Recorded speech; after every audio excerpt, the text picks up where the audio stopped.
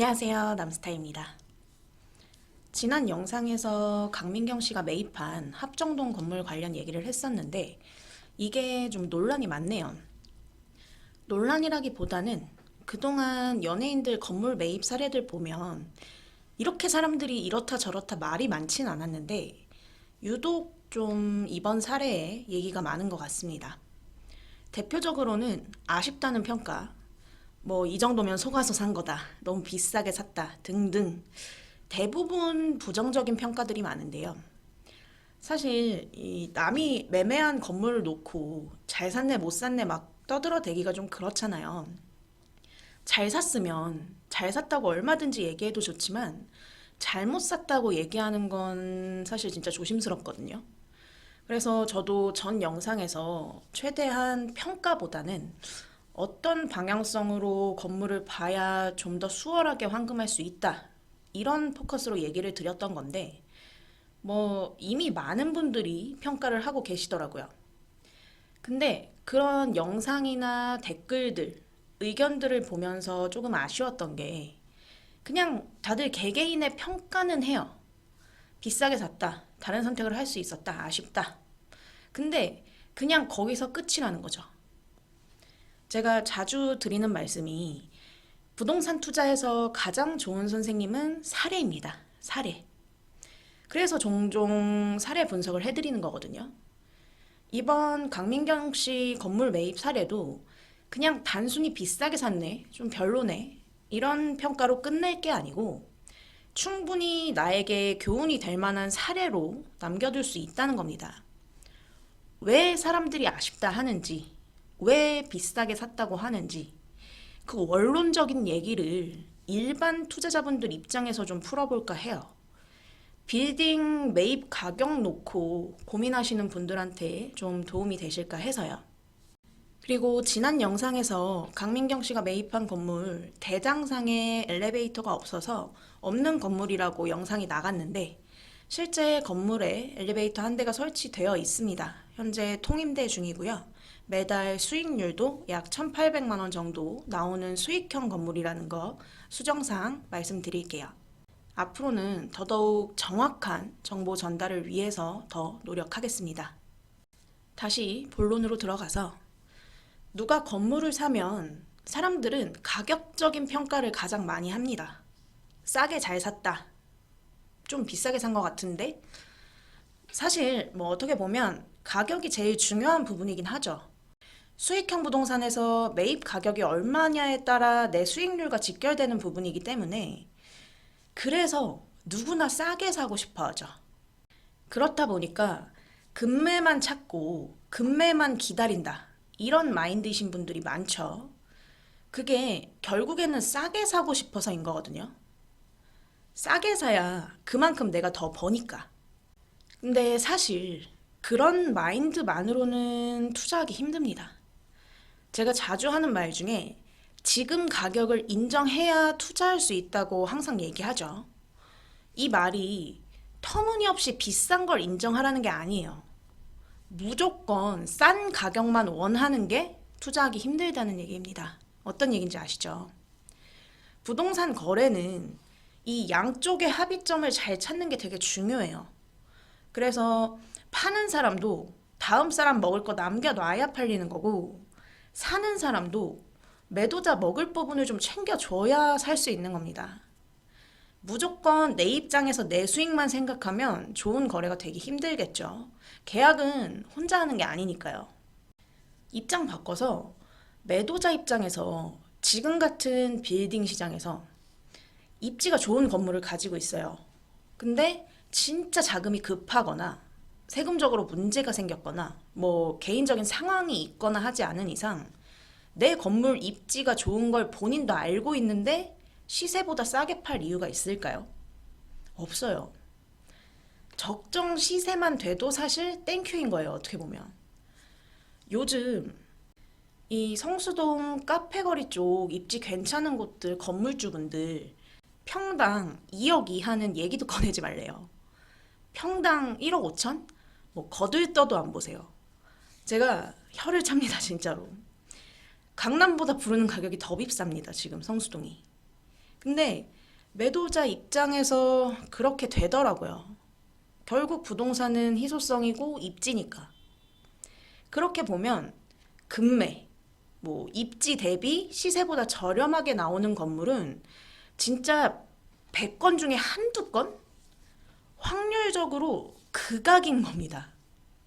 매도자 말은 금매인데 보면 가격이 금매라고 할 수 없어요. 그런 게 대부분이에요. 그러니까 자기 입장에서 금매인 거지 매수 입장에서 금매라고 정말 볼 수 있는 매물은 드물어요. 그렇게 진짜 금매인 물건이 100개 중에 한두 개 나올까 말까인데 그걸 1000명이 원하고 있는데 그게 답이 나오냐는 거죠. 진짜 운 좋아서 컨택하시는 분들도 있지만 쉽지 않아요. 그것만 목매고 있으면 시간만 갑니다. 그 시간 동안 이런 주요 입지들 시세는 계속 오르고요. 지금 그래서 건물 못 사고 시간만 보낸 분들 되게 많으실걸요.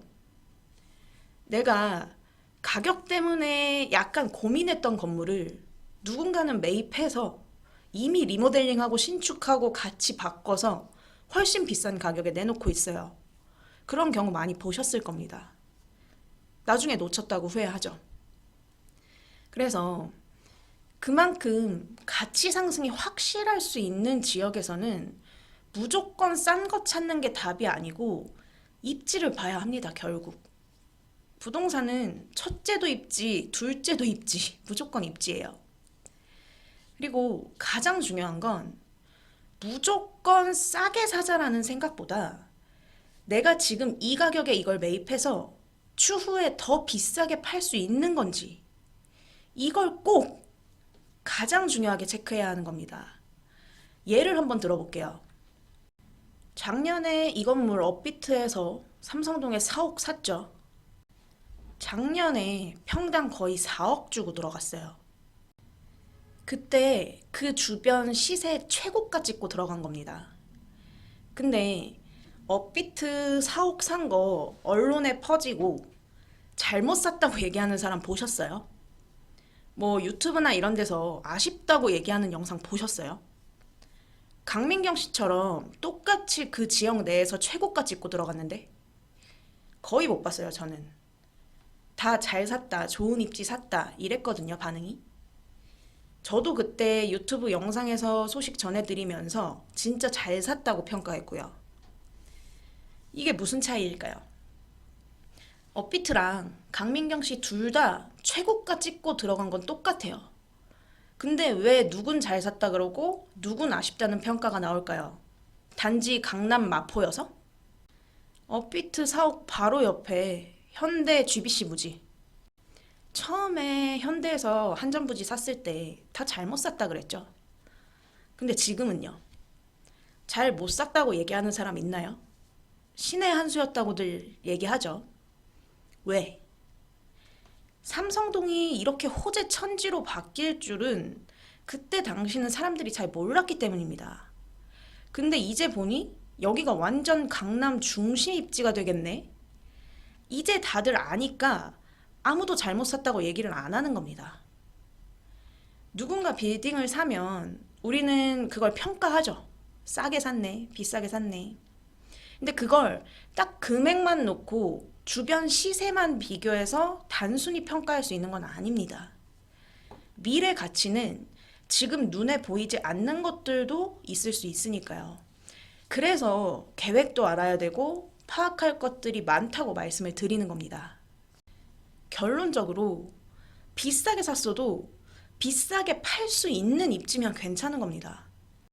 업비트 4억 부지 지금 최고가 찍고 들어갔어도 누가 봐도 저기는 시간 지나면 훨씬 더 비싸게 팔 수 있을 거라는 기대치가 있기 때문에 누구도 잘못 샀다고 얘기를 안 하는 겁니다. 그럼 그 시간 지나서 여기가 비싸질 거라는 걸 예상할 수 있게 만드는 게 뭔가요?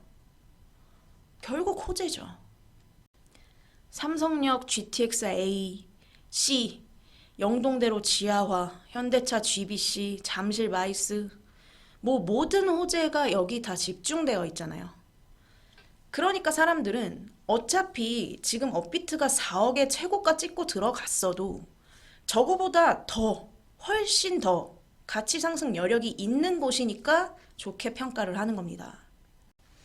근데 반면 강민경 씨가 매입한 입지는 그렇지가 못했기 때문에 아쉽다는 평가가 나오는 거예요.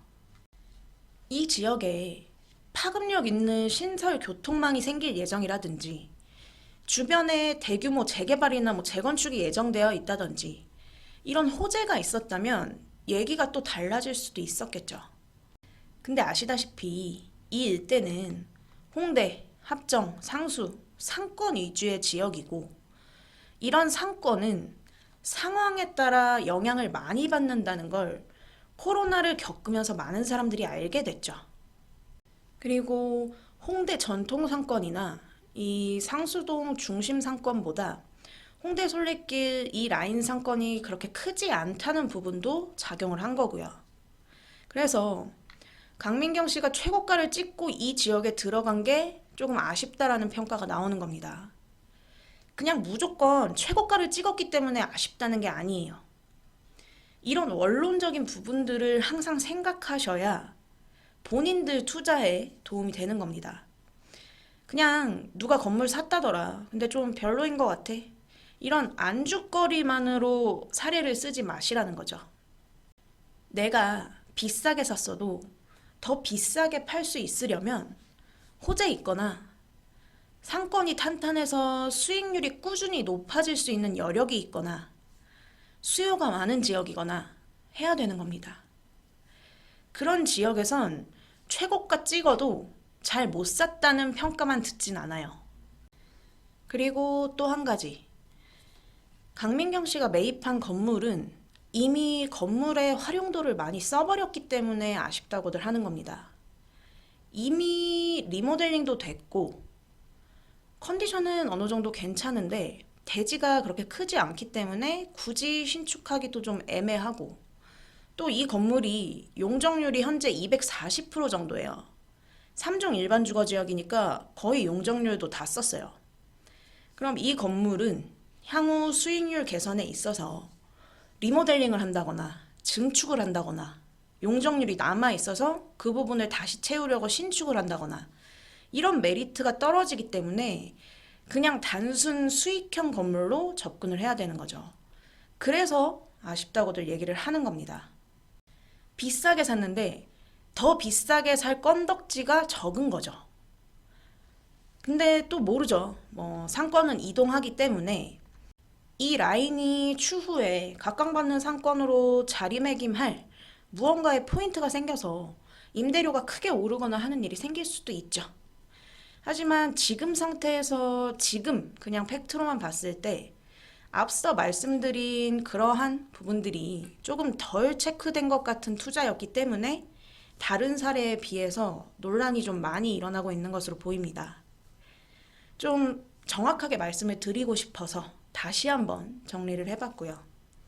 정리해보면 시세보다 좀 비싸게 샀다고 무조건 다 망하는 건 아닙니다. 터무니없이 말도 안 되게 비싸게 들어가는 건 망하지만 어느 정도 인정할 수 있는 수준에서 최고가 찍고 들어가는 건 그 지역이나 입지에 따라서 인용될 수 있는 곳들이 있어요. 내가 최고가 찍고 들어가도 황금성이 나오는 지역이나 입지들은 찍고 들어가야 되는 겁니다. 업비트, 두나무, 크래프톤 이런 기업들이 왜 최고가 찍고 강남, 성수 이런 데 들어가겠어요? 무조건 싸게만 사려고 하면 답안지는 굉장히 적어집니다. 들어가는 금액도 물론 중요하지만 그것보다 나올 수 있는 금액을 더 중요하게 생각하는 것. 이것 또한 빌딩 투자의 팁이라고 말씀드리고 싶네요. 빌딩 관련 문의는 문자 남겨주시면 연락드리겠습니다. 오늘 영상은 여기까지 하도록 하겠습니다. 구독, 좋아요 많이 많이 눌러주시면 감사하겠습니다. 남스타였습니다. 감사합니다.